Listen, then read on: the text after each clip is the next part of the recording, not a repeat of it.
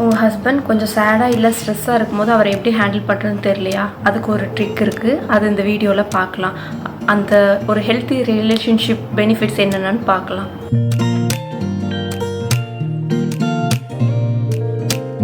நீங்கள் ஒரு நல்ல ரிலேஷன்ஷிப்பில் இருந்தீங்கன்னா உங்களுக்கு 40 to 50% ஹார்ட் டிசீஸ் வர்றது கம்மியாக அண்ட் 30 to 40% ஸ்ட்ரெஸ் ஹார்மோன்ஸ்லாம் கம்மியாகுது. ஓகே, நல்ல ரிலேஷன்ஷிப்பை எப்படி பில்ட் பண்ணலாம் அப்படின்னு பார்ப்போமா? சில சைக்கலாஜிக்கல் ட்ரிக்ஸ் இருக்குது மென்னை ஹேண்டில் பண்ணுறதுக்கு. நம்ம அந்த மாதிரி கொஞ்சம் பக்குவமாக ஹேண்டில் பண்ணும்போது நம்ம ரிலேஷன்ஷிப் இன்னும் ஸ்ட்ராங் ஆகுது. அதுக்கு என்னென்ன ஸ்டெப்ஸ்ன்னு பார்க்கலாம். First, respect and appreciation. நம்ம ஹஸ்பண்டுக்கு இல்லை நம்ம லைஃப்பில் இருக்க மென்னுக்கு நம்ம ஒரு மரியாதை கொடுக்கும்போது அவங்க அதே அளவு மரியாதை நமக்கு திருப்பி கொடுக்குறாங்க. அதனால் நம்ம ரிலேஷன்ஷிப் கொஞ்சம் நல்லா ஸ்ட்ராங் ஆகுது. அதாவது இந்த முடிவு நான் அவர்கிட்ட கேட்டு தான் எடுப்பேன் அப்படின்னு ஒரு கொஞ்சம் கன்சல்ட் பண்ணி எடுக்கும்போது அந்த ரிலேஷன்ஷிப் கொஞ்சம் ஸ்ட்ராங் ஆகுது. அதுக்கப்புறம் அவர் பண்ணுற சின்ன சின்ன விஷயங்களுக்கு நம்ம ஒரு அப்ரிசியேஷன் கொடுக்கணும். அதாவது இந்த ட்ராவல் டைமில் நீங்கள் குழந்தைய நல்லா பார்த்துட்டீங்க அப்படின்னு நம்ம அப்ரிஷியேட் பண்ணும்போது ஓகே, அவர் இன்னும் அந்த விஷயத்தை எப்படி பெட்டராக பண்ணலாம் அப்படின்னு ட்ரை பண்ணுறாரு. அதுக்கப்புறம் நீங்கள் கொஞ்சம் டைம் ஸ்பெண்ட் பண்ணீங்க, இன்றைக்கி ஒரு ½ hour என் கூட இருந்தீங்கன்னா எனக்கு ஹாப்பியாக இருந்துச்சுன்னு சொல்லும் போது இன்னும் நம்ம கூட டைம் ஸ்பெண்ட் பண்ண அவங்க விரும்புகிறாங்க.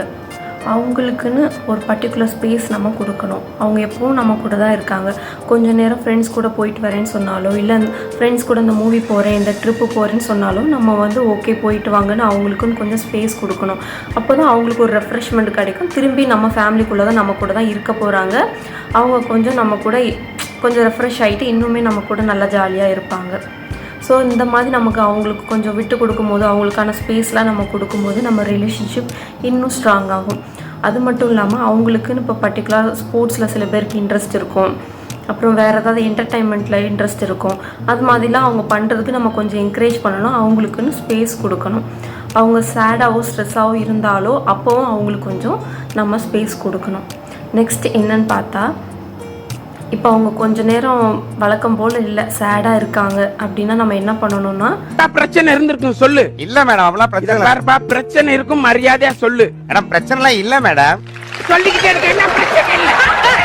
பிரச்சனை இல்லையா? பிரச்சனை இந்த மாதிரி மட்டும் தயவு செஞ்சு பண்ணிடாதீங்க. என்ன பண்ணணும்னா எதுவுமே பண்ணக்கூடாது. கொஞ்சம் நேரம் ஃப்ரீயாக விட்டுறணும். என்ன நடந்துச்சு, ஏன் இப்படி இருக்கீங்க அப்படின்னு ஒவ்வொன்றா நம்ம விசாரணை பண்ணி பண்ணி பண்ணி அவங்கள இன்னும் கொஞ்சம் நம்ம ஸ்ட்ரெஸ் ஆக்கக்கூடாது. கொஞ்சம் நேரம் அவங்கள ஃப்ரீயாக விட்டோன்னா அவங்களே சரியாயிருவாங்க. விமனுக்கு இந்த டெக்னிக் வேறு மாதிரி ஒர்க் அவுட் ஆகும். ஆனால் மென்னுக்கு இப்படி தான் ஒர்க் அவுட் ஆகும். அவங்கள ஃப்ரீயாக விடும்போது மட்டும்தான் அவங்க அந்த ஸ்ட்ரெஸ்ஸில் கொஞ்சம் வெளியே வருவாங்க. கொஞ்சம் டைம் கொடுத்ததும் அவங்களே ஒரு ரைட் டைமில் நம்மகிட்ட பேசுவாங்க. அதுவரையும் நம்ம கொஞ்சம் பொறுமையாக தான் இருக்கணும். அது மட்டும் இல்லாமல் ஒரு சண்டையோ ஒரு வாக்குவாதமோ வருதுன்னா நம்ம அப்போவே சூடாக நம்மளும் பேசி அவங்களும் பேசி அந்த விவாதம் இன்னும் ஒரு காரசாரமாக போகிறத நம்ம தவிர்க்கலாம். அந்த நேரத்துக்கு நம்ம அந்த விவாதம் சூடாக இருக்கும் போது அதை கொஞ்சம் விட்டுட்டோம்னா அது கொஞ்சம் அந்த சிச்சுவேஷன் கொஞ்சம் அமைதியாகும். அதுக்கப்புறம் நம்ம பொறுமையாக எடுத்து சொல்லி புரிய வைக்கும் போது அவங்களும் புரிஞ்சுக்குவாங்க. நம்மளும் கோவப்பட்டு அவங்களும் கோவப்படும் போது அந்த சிச்சுவேஷன் இன்னும் வேர்ஸ்ட் ஆகும். நம்ம ரிலேஷன்ஷிப் கொஞ்சம் பேட் லெவலுக்கு போயிடும். என்னென்னா ஸ்ட்ரெயிட் கம்யூனிகேஷன். எனக்கு இந்த விஷயம் இப்படி வேணுங்க, இது இப்படி வேணும், நமக்கு கொஞ்சம் பொறுமையாக சொல்லி அவங்களுக்கு புரிய வைக்கணும். நீங்களே யோசிச்சு பாருங்கள், உங்களுக்கே என்ன தெரியாதா அப்படின்ற மாதிரி நம்ம ஒரு ஸ்டேட்மெண்ட்லாம் சொல்லும் போது அவங்களுக்கு இன்னும் கொஞ்சம் கன்ஃபியூஷன்ஸ் வந்துடுது. நமக்கு வேண்டியதை நம்ம ஸ்ட்ரைட்டாக பொலைட்டாக எடுத்து சொல்லும் போது அவங்க புரிஞ்சுக்குவாங்க. நம்ம ரிலேஷன்ஷிப்பும் ஸ்ட்ராங் ஆகும். Support his goals. ஆக்சுவலி அது ஹிஸ் கோல்ஸ் இல்லை, அவர் கோல்ஸ்ன்னு தான் நம்ம எடுத்துக்கணும். அந்த கோல்ஸுக்கு நம்ம என்னென்ன ஸ்டெப்ஸ்லாம் பண்ணி அதை அச்சீவ் பண்ணலாம் அப்படின்றதுக்கு அவர் கூட நம்ம சப்போர்ட்டிவாக இருக்கணும். அந்த கோல்ஸுக்கு நம்ம ஏதாவது சாக்ரிஃபைஸ் பண்ண வேண்டியது இருந்தாலும் நம்ம பண்ணணும். அதையும் நம்ம கோலாக எடுத்துக்கிட்டு நம்ம அவருக்கு உறுதுணையாக இருக்கணும். நிறைய நேரங்களில் நம்மளோட அட்வைஸ் அவங்களுக்கு தேவைப்படுறது இல்லை, நம்மளோட சப்போர்ட் தான் அவங்களுக்கு தேவைப்படுது. நெக்ஸ்ட் என்ன விஷயம்னு பார்த்தீங்கன்னா, ஒரு சின்ன ஆர்கியூமெண்ட் வருது அப்படின்னா சின்ன சின்ன விஷயங்களை உடனே நம்ம சால்வ் பண்ண ட்ரை பண்ணணும். சின்ன விஷயத்தையும் ரொம்ப பெருசாக்கக்கூடாது. அது இப்போ ஒருவேளை நம்ம கோவப்பட்டு இருந்தாலும் ஒரு ½ hour இல்லை 40 minutes மறுபடியும் ஒரு சகஜ நிலைக்கு அவங்க கூட நம்ம பேசும்போது நம்ம ரிலேஷன்ஷிப் இன்னும் ஸ்ட்ராங் ஆகும். 2 நாள் 3 நாள் அது மாதிரி பேசாமல் விடக்கூடாது. ஒருவேளை நம்ம பக்கம் தப்பு இருக்குன்னா நம்ம சாரி கேட்டுறலாம். முதையே சாரி கேட்குறது மூலமாக அந்த ஆர்கியூமெண்ட்டை நம்ம ஈஸியாக கொஞ்சம் ஸ்டாப் பண்ண முடியும். ஒரு ரிலேஷன்ஷிப்பில் ஃபஸ்ட்டு சாரி கேட்குறவங்க அந்த ரிலேஷன்ஷிப்பை காப்பாற்றணும்னு நினைக்கிறவங்க தான். ஸோ நம்ம அந்த இடத்துல நம்ம சாரி கேட்குறதுனால நம்மளோட ரிலேஷன்ஷிப் ஸ்ட்ராங் ஆகுதுன்னா நம்ம கண்டிப்பாக சாரி கேட்கலாம், அதில் தப்பு இல்லை. நெக்ஸ்ட் என்ன விஷயம்னு பார்த்தீங்கன்னா, keep the relationship fun and romantic. உங்கள் ரிலேஷன்ஷிப்பை கொஞ்சம் ஃபன்னாகவும் கொஞ்சம் ரொமான்டிக்காகவும் வச்சுருக்கலாம். அது மூலமாக அவங்க லவ் வந்து 5 வருஷம் 10 வருஷம் 15 வருஷம் ஆனால் கூட இன்னும் நம்ம ஒரு புது ரிலேஷன்ஷிப்பில் இருக்க மாதிரியே நம்மளை வச்சுக்கும். ஒருவேளை அவர் ஆஃபீஸில் கொஞ்சம் அன்றைக்கி கொஞ்சம் ஸ்ட்ரெஸ்ஃபுல்லாக ஒர்க் பண்ணுறாரு அப்படின்னா அன்றைக்கி அவரோட ஃபேவரட் மீல் இல்லை ஃபேவரட் ஸ்நாக்ஸ் செஞ்சு கொடுக்கறது மூலமாக அவர் கொஞ்சம் ஹாப்பியாவார். நம்ம இந்த மாதிரி பண்ணுறது மூலமாக நம்ம ரிலேஷன்ஷிப்பை இன்னும் கொஞ்சம் ஸ்ட்ராங்காக வச்சுக்கலாம். அப்பப்போ பண்ணுற ஒரு டெக்ஸ்ட்டு சாப்பிட்டீங்களா அப்படின்ற மாதிரி கேட்குறது. நெக்ஸ்ட் என்னென்னா, அதுலேயும் ஒரு அப்ரிசியேஷன் வரும். அதாவது எப்போவுமே நான் மெசேஜ் பண்ணதுக்கப்புறம் தான் நீங்கள் மெசேஜ் பண்ணுறீங்க அந்த மாதிரிலாம் சொல்லாமல் நீங்கள் காலையில் மெசேஜ் அனுப்புறது ரொம்ப நல்லாயிருக்கு, இந்த மாதிரி அதை தப்பாக சுட்டி காட்டாமல் அதில் இருக்க ஒரு நல்ல விஷயத்த சொல்லி நம்ம பண்ணும்போது அவங்க அதில் இன்னும் கொஞ்சம் பெட்டராக ட்ரை பண்ணுவாங்க.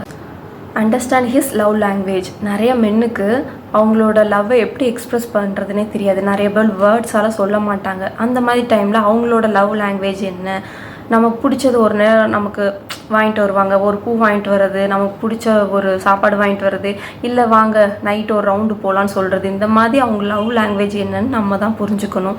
எப்போவுமே அவங்க வேர்ட்ஸால் சொல்லுவாங்க நம்ம எதிர்பார்க்கக்கூடாது.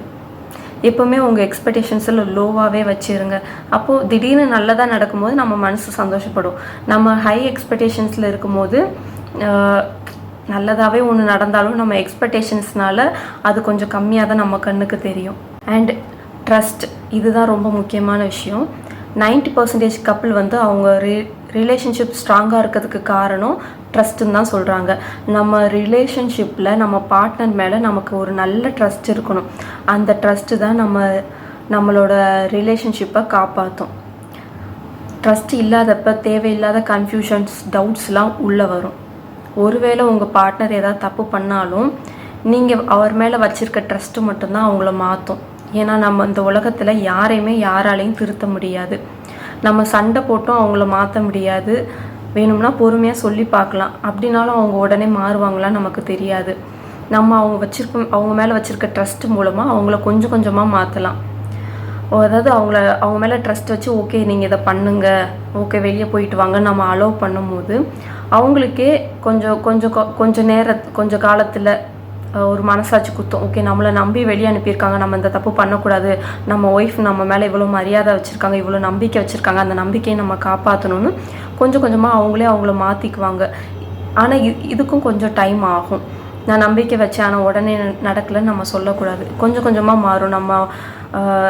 நீங்கள் உங்களுக்கு வர டவுட்டு கன்ஃபியூஷனால் நம்ம சண்டை போடும்போது சிச்சுவேஷன் இன்னும் ஒர்ஸ்ட் ஆகும். நம்ம டவுட்ஸ் வர வர வர இன்னும் ரிலேஷன்ஷிப்போட அதோட குவாலிட்டி இன்னும் கம்மியாயிட்டே போகும். நம்மளோட ட்ரஸ்ட்டு அதிகமாக நம்ம ரிலேஷன்ஷிப் ஒரு நல்ல ரிலேஷன்ஷிப் ஆகும், நல்ல ஒரு குட் ரிலேஷன்ஷிப் ஆகும். நம்ம ஒரு சின்ன சின்ன விஷயம் அவங்களுக்காக விட்டு கொடுத்து செய்ய ஆரம்பிக்கும் போது அவங்களும் சின்ன சின்ன விஷயம் விட்டு கொடுத்து நமக்காக செய்ய ஆரம்பிப்பாங்க. அண்ட் ஒரு நல்ல ரிலேஷன்ஷிப்பில் இருக்கவங்களோட ஆயுட்காலம் 20-30% 30% அதிகமாகுதான். இதே மாதிரி ஒரு வீடியோவில் psychological tricks to handle women அப்படின்றத நம்ம பார்ப்போம். இந்த வீடியோ உங்களுக்கு பிடிச்சிருக்குன்னு நினைக்கிறேன். இதில் எனக்கு தெரிஞ்சது நான் படித்ததை உங்களோட ஷேர் பண்ணியிருக்கேன். உங்களுக்கு ஏதாவது இதில் சொல்லணுன்னா கமெண்ட்ஸில் சொல்லுங்கள். தேங்க்யூ.